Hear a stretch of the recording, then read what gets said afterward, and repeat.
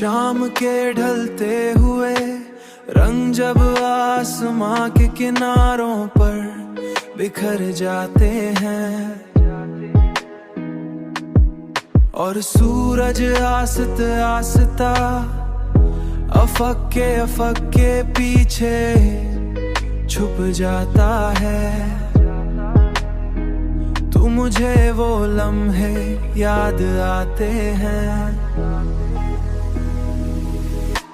जब हम दोनों खामोशी से बैठकर डूबते सूरज को देखा करते थे।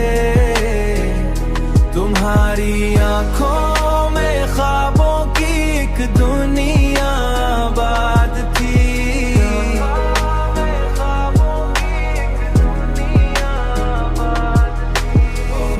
मेरी बातों में एक वादा था कि मेरी बातों में एक वादा था कि मैं इन ख्वाबों को कभी टूटने नहीं दूंगा। मगर जिंदगी के सफर में कुछ वादे रास्तों की धूल में खो जाते हैं। जब हम दोनों खामोशी से बैठकर डूबते सूरज को देखा करते थे।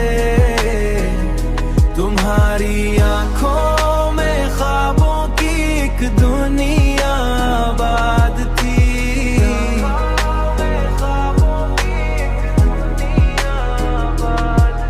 और सिर्फ यादें बाकी रह जाती हैं